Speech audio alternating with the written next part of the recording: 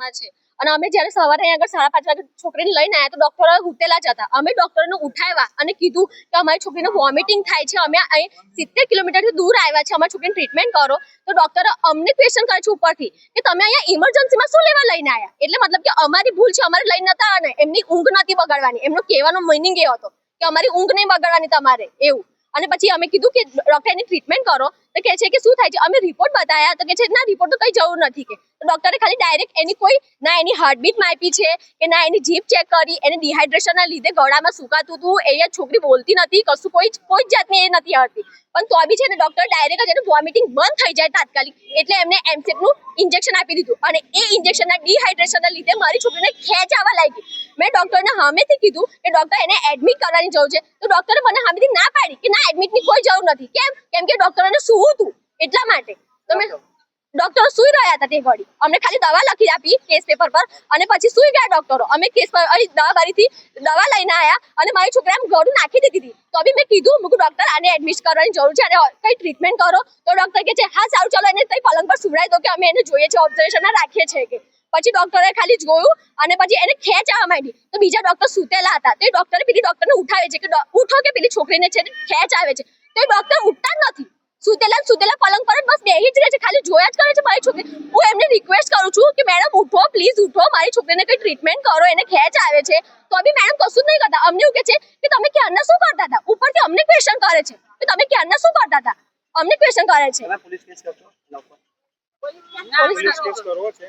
Police case આ તો ખાલી એક સોશિયલ મીડિયા પર આ વિડિયો વાયરલ થાય કે આ ડોક્ટરોની ભૂલના લીધે, એમની બેદરકારીના લીધે મારી છોકરી આજે 3 વર્ષની મારી ફૂલ જેવી છોકરી મેં ગુમાવી છે.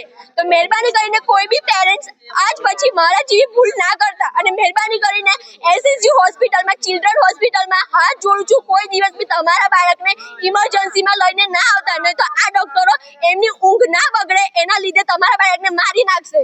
બસ આજ મારી વિનંતી છે. જંબુસર તાલુકાના 5 પીપળા ગામેથી આવું છું અને ગઈકાલે મારી છોકરીને વોમિટ ને બધું થતું હતું 2 દિવસમાં. તો મેં જંબુસર રિપોર્ટ બધા કરાયા પણ નોર્મલ આવ્યા.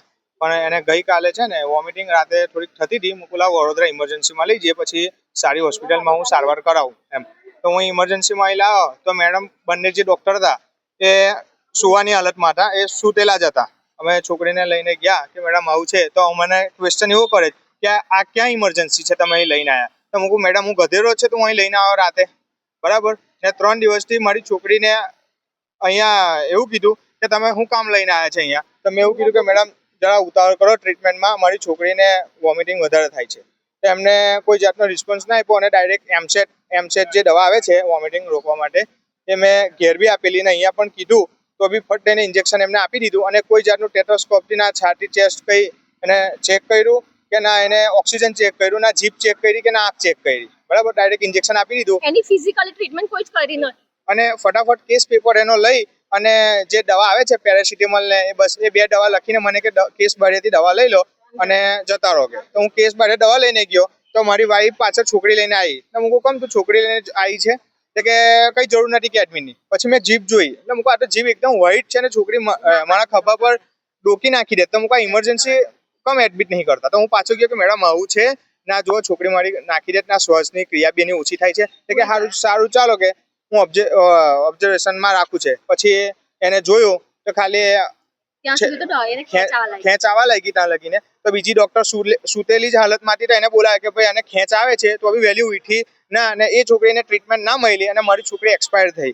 ને ત્યાર પછી 4-5 ડોક્ટરો તોરું વળીને એક્સપાયર થયા. પછી તોરું વળીને એને CPR ને બધું આલવા લાગ્યા. પછી શું કામનું? જો પહેલા જ આવ્યા હોત તો મારી છોકરીની લાઈફ બચી જાત, બરાબર. અને દરેક વાલીને હું એવું કહેવા માંગુ છું કે ઇમરજન્સી વખતે કોઈ દિવસ તમે મારા જેવી ભૂલ ના કરતા, બરાબર છે. SSG હોસ્પિટલમાં આવવાનું નહીં, બરાબર છે. કેમ કે હું જંબુસરથી આવ્યો એ હિસાબથી આવ્યો કે અહીંયા ટ્રીટમેન્ટ મળે કે સારા ડોક્ટર મળે. કેમ કે હું બીજા જાત તો નાઇટની અંદર BHMS ડોક્ટર હોત, એની સિવાય મોટા ડોક્ટર ના હોય, બરાબર. એટલે હું એ હિસાબથી આવ્યો કે અહીંયા છોકરોના ડોક્ટર સ્પેશિયાલિસ્ટ હશે.